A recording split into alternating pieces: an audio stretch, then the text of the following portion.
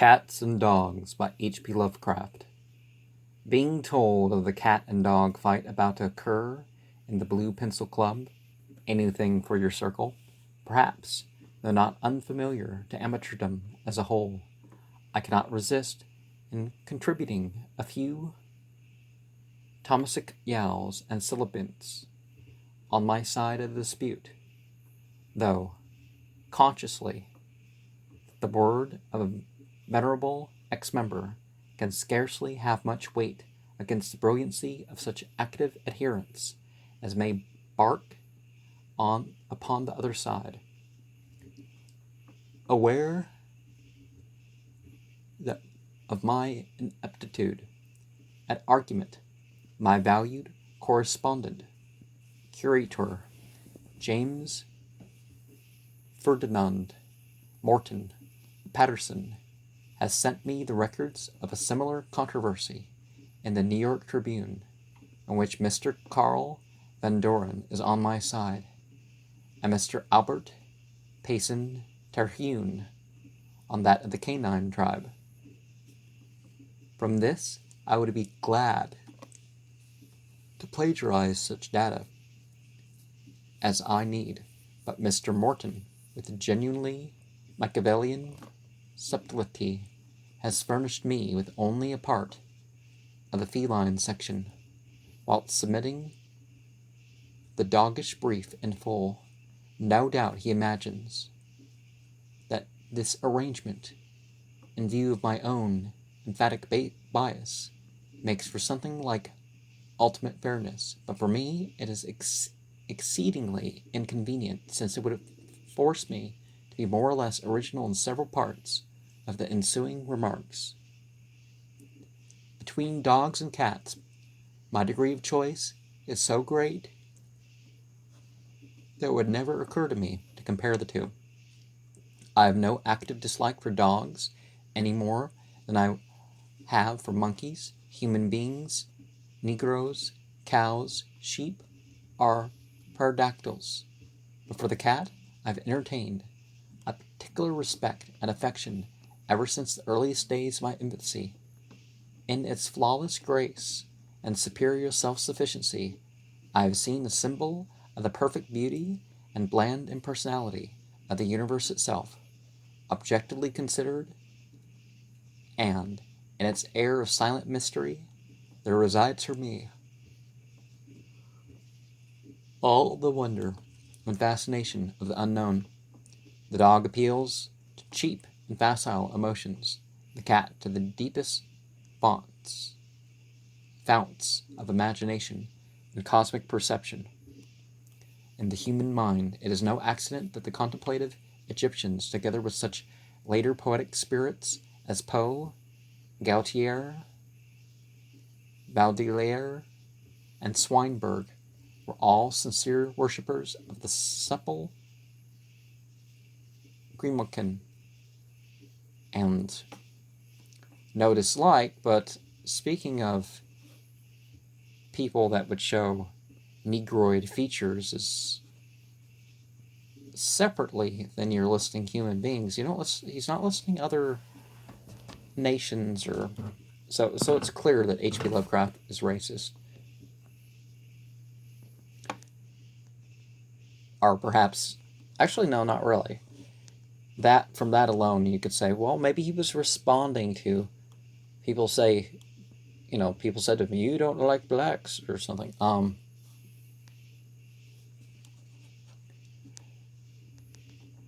Naturally, one's preference in the matter of cats and dogs depends wholly upon one's temperament and point of view. The dog would appear to me to be the favorite of a superficial, sentimental, emotional, and democratic people who feel rather than think, who attach importance to mankind and the popular conventional emotions of the simple, and who find their greatest consolation in the fawning and dependent attachments of a gregarious society. Such people live in a limited world of imagination, accepting uncritically the values of common folklore, and always preferring to have their naive beliefs, feelings, and prejudices tickled, rather than to enjoy a purely aesthetic and philosophic pleasure arising from discrimination, contemplation, and the recognition of austere absolute beauty. This is not to say that the cheaper emotions do not also reside in the average cat lover's love of cats, but merely to point out in Illyophilia there exists a basis of true aestheticism which kinophilia does not possess. The real lover of cats is one who demands a clearer adjustment to the universe than the ordinary household platitudes provide. One who refuses to swallow the sentimental notion that all good people love dogs, children, and horses, while all bad people dislike and are disliked by such. He is unwilling to set up himself and his cruder feelings as a measure of universal values, or to allow shallow ethical notions to warp his judgment. In a word, he had rather admire and respect than effuse and doubt, and does not fall into the fallacy that pointless sociability and friendliness, our slavering devotion and obedience constitute anything intrinsically admirable or exalted.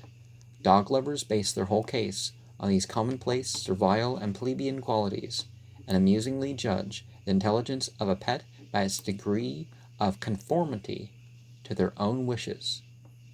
Cat lovers escape this delusion, repudiate the idea that cringing subservience and slighting companionship to man are supreme merits, and stand free to worship aristocratic independence, self-respect, and individual personality, joined to extreme grace and beauty as typified by the cool, lithe, cynical, and unconquered lord of the housetops.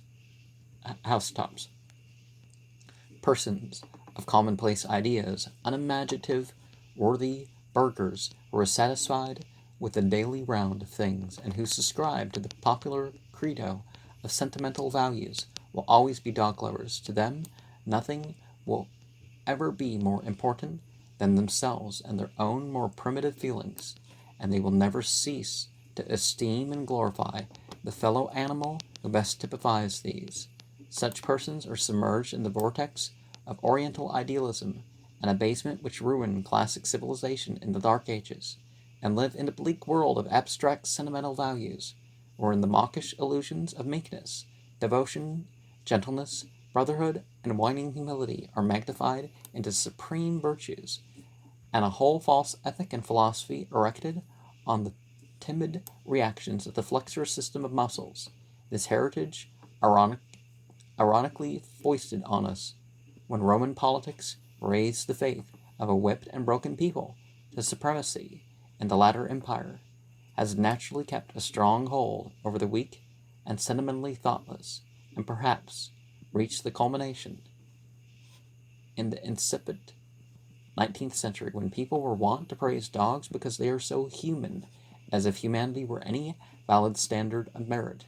An honest Edwin Landseer painted hundreds of smug Fidos and Carlos and Rovers with all their anthropoid triviality, pettiness, and cuteness of eminent Victorians. But amidst this chaos of intellectual and emotional groveling, a few free souls have always stood out for the old civilized realities which medievalism eclipsed, the stern classic loyalty to truth, strength, and beauty given by a clear mind and uncowed spirit, and of the full living Western Aryan confronted by nature's majesty, loveliness, and aloofness. This is the virile ascetic, an ethic of extends our muscles, the bold, buoyant, assertive beliefs and preferences of proud, dominant, unbroken, and unterrified conquerors, hunters, and warriors, and it has small use for shams and whimperings of the brotherly, affection-slobbering peacemaker, and cringer and sentimentalist, beauty and sufficiency, twin qualities of the cosmos itself, are as gods of this aristocratic and pagan type. To the worshipper of such external things, the supreme virtue will not be found in loneliness, attachment, obedience, and emotional messiness. This sort of worshipper will look for that which best embodies the loveliness of the stars and the words and the forests and the seas and the sunsets, and which best acts out the blandness, lordliness, accuracy, self-sufficiency, cruelty, independence, and contemptuous and capricious impersonality of all governing nature, beauty, coolness, aloofness, philosophic repose, self-sufficiency, untamed mastery. Where else can we find these things incarnated with even half the perfection and completeness that mark their incarnation in the peerless and softly gliding cat, which performs its mysterious orbit with the relentless and unobtrusive certainty of a planet in infinity? That dogs are dear to the unimaginative peasant burgher, whilst cats appeal to the sensitive poet, aristocrat, philosopher, will be clear in a moment when we reflect on the matter of biological association. Practical plebeian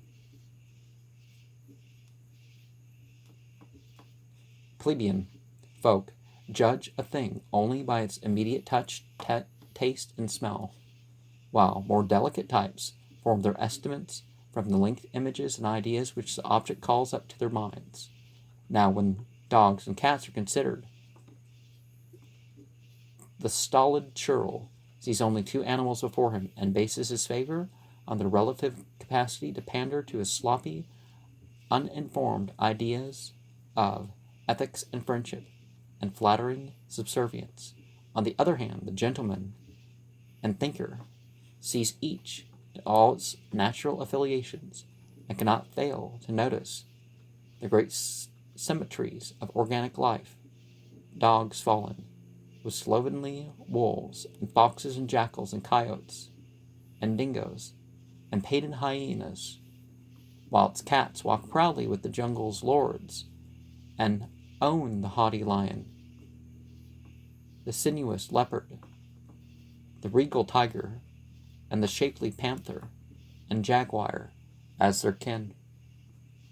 Dogs are the hieroglyphs of blind emotion, inferiority, servile attachment, and gregariousness, attributes of commonplace, stupidly passionate, and intellectually and imaginatively undeveloped men. Cats are the runes of beauty, invincibility, wonder, pride, freedom, coldness, self-sufficiency, and dainty individuality, the qualities of sensitive, enlightened, mentally developed, and pagan, cynical, poetic, philosophic, dispassionate, reserved, independent, Nietzschean, unbroken, civilized, master-class men. The dog is a peasant, and the cat is a gentleman. We may indeed judge the tone and bias of a civilization by its relative attitude toward dogs and cats. The proud Egypt, wherein the Pharaoh was Pharaoh, and the pyramids rose in beauty, at the wish of who dreamed them, bowed down to the cat, and temples were built to its female entity at Bubastis. In imperial Rome, the graceful leopard adorned most homes equality, lounging in insolent beauty in the atrium with a golden collar and chain. While, after the age of Antonines, the actual cat was imported from Egypt and cherished as a rare and costly luxury. So much for dominant and enlightened peoples.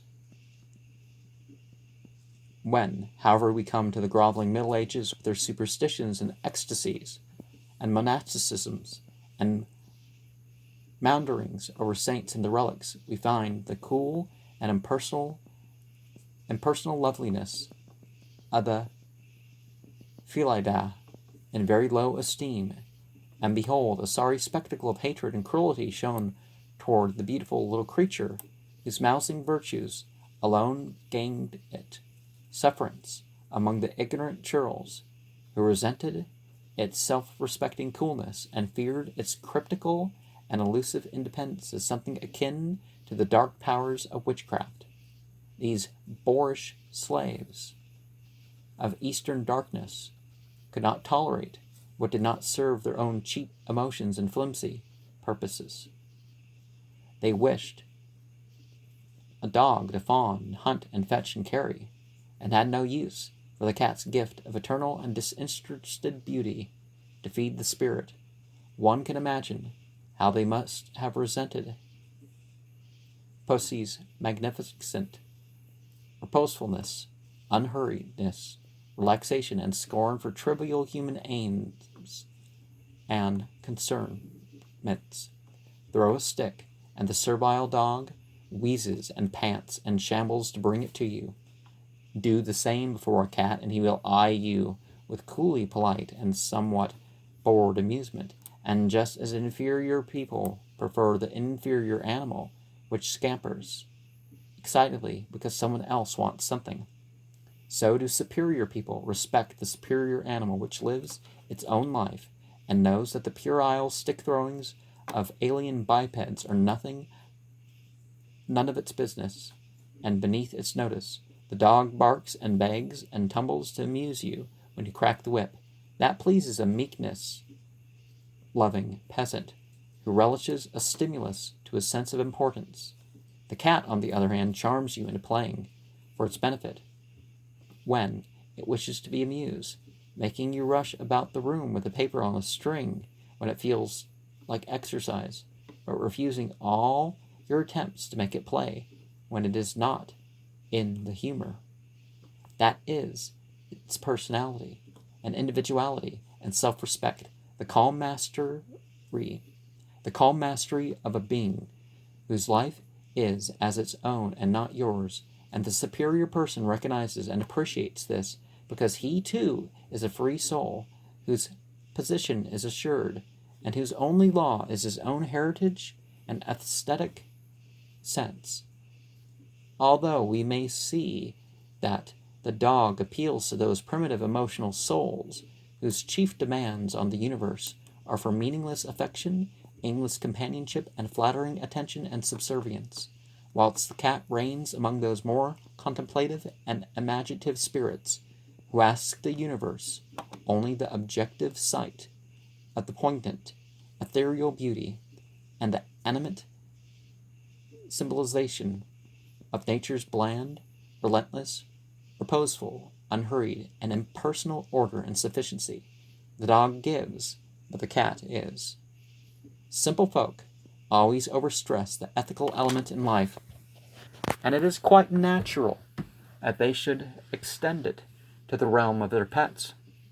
Accordingly, we hear many inane dicta in favor of dogs on the ground, that they are faithful while cats are treacherous. Now just what does this really mean? Where are the points of reference? Certainly the dog has so little imagination and individuality that it knows no motives but its master's. But what sophisticated mind can descry a positive virtue in this stupid abnegation of a birthright? Discrimination must surely award the palm to the superior cat, which has too much natural dignity to accept any scheme of things but its own, and which consequently cares not one whit what any clumsy human thinks or wishes or expects of it. It is not treacherous because it never acknowledged any allegiance to anything outside its own leisurely wishes, and treachery basically implies a departure from some covenant explicitly recognized. The cat is a realist and no hypocrite. He takes what pleases him when he wants it, and makes no promises. He never leads you to expect more from him than he gives, and if you choose to be stupidly Victorian enough to To mistake his purrs and rubbings of self-satisfaction for marks of transient affection towards you, that is no fault of his. He would not for a moment have you believe that he wants more of you than food and warmth, and shelter and amusement, and he is certainly justified in criticizing your aesthetic and imaginative development if you fail to find his grace, beauty, and cheerful decorative influence an aboundingly sufficient repayment for all that you give him. The cat lover needs not be amazed at another's love for dogs. Indeed, he may also possess this quality for himself. Dogs are often very comely, but as lovable in a condescending way as a faithful old servant or tenant. In the eyes of a master, he cannot help feeling astonishment at those who do not share his love for cats. The cat is such a perfect symbol of beauty and superiority that it seems scarcely possible for any true aesthete and civilized cynic to do other than worship it. We call ourselves a dog's master, but whoever dared to call himself the master of a cat? We own a dog. He is with us as a slave and inferior because we wish him to be. But we entertain a cat. He adorns our hearth as a guest, a fellow lodger, and equal because he wishes to be there. It is no compliment to be the stupidly idolized master of a dog, whose instinct it is to idolize. But it is a very distinct tribute to be chosen as the friend and confidant of a philosophic cat who is wholly his own master, and could easily choose another companion if he found such an one more agreeable and interesting. A trace, I think, of this great truth regarding the higher dignity of the cat has crept into folklore in the use of the names cat and dog as terms of opprobrium, whilst cat has never been applied to any sort of offender more serious than the mildly spiteful and innocuously sly female gossip and commentator. The words dog and cur have always been linked with vileness, dishonor, and degradation of the gravest type. In the crystallization of this nomenclature, there has undoubtedly been present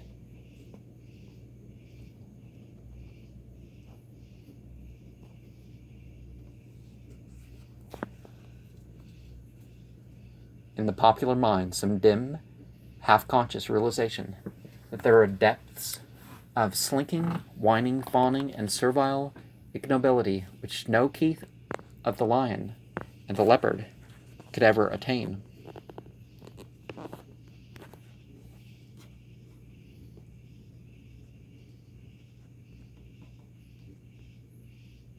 The cat may fall low, but he is always unbroken.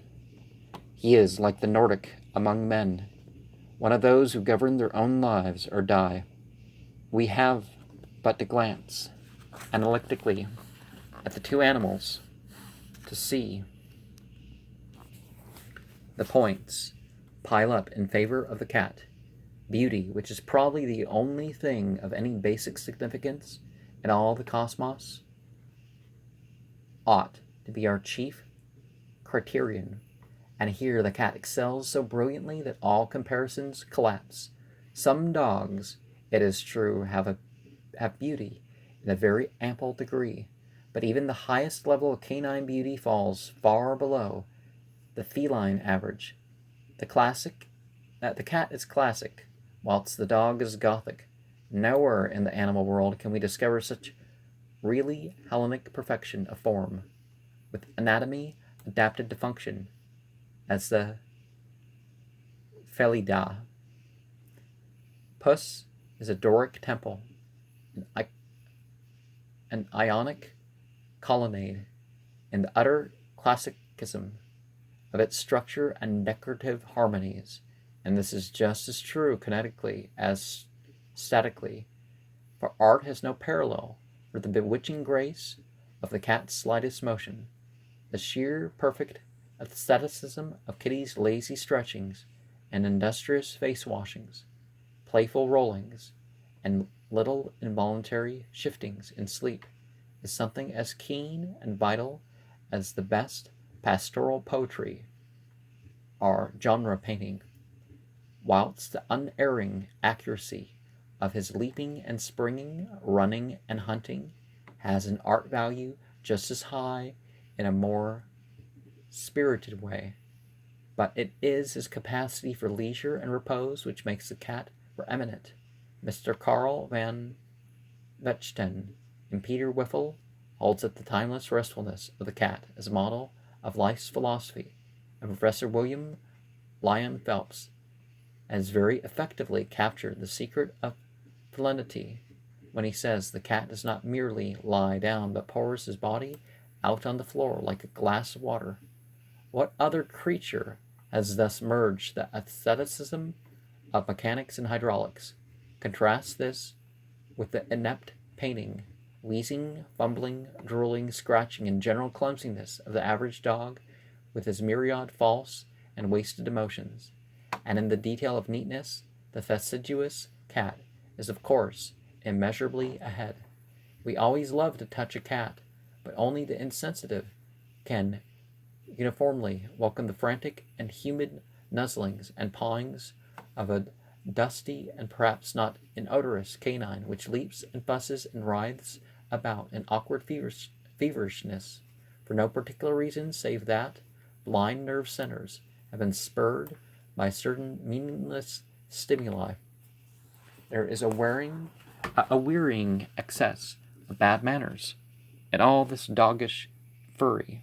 Well-bred people don't paw and maw one, and surely enough we invariably find the cat gentle and reserved in his advances, and delicate even when he glides gracefully into your lap with cultivated purrs, or leaps whimsically on the table where you are writing to play with your pen and mottled serio-comic pats.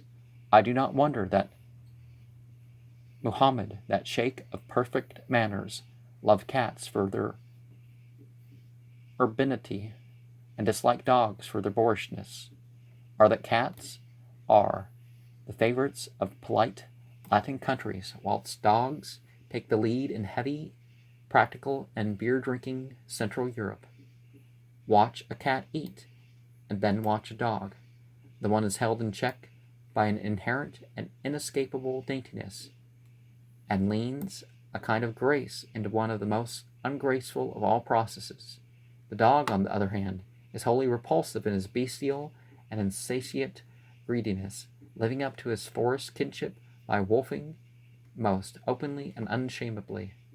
Returning to the beauty of line, it is not significant that while many normal breeds of dogs are conspicuously and admittingly ugly, no healthy and well-developed feline of any species whatever is other than beautiful. There are, of course, many ugly cats, but these are always individual cases of mongrellism, malnutrition, deformity, or injury. No breed of cats, in its proper condition,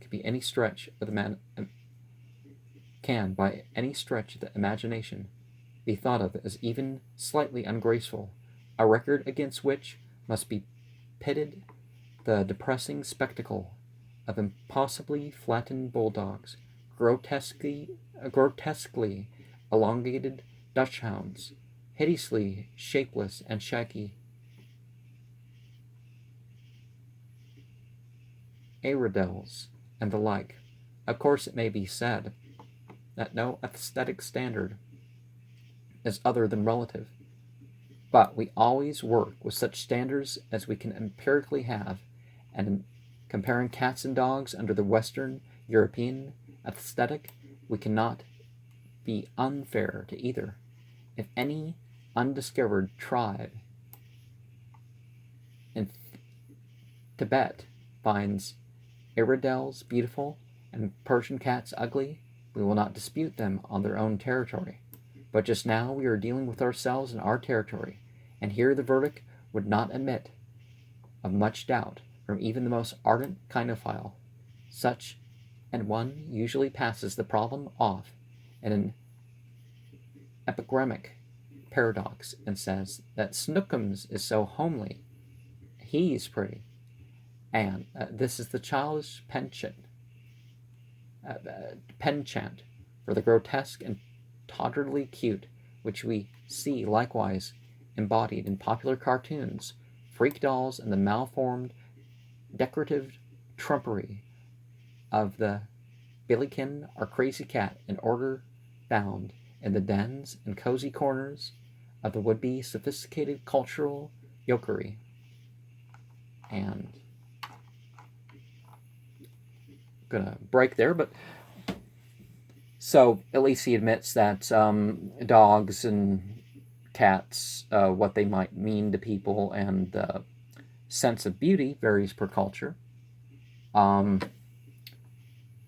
It wasn't that Muhammad didn't like dogs. Dogs and cats both serve their purpose, and for one, a lot more people are allergic to dogs, and there's more issues with catching or spreading disease between humans and dogs. But it wasn't that dogs weren't liked for performing their task of hunting and guarding and that sort of thing. But certainly it wasn't raised to what the European kind of put it as. But when it comes to what things mean, they're really your own thing.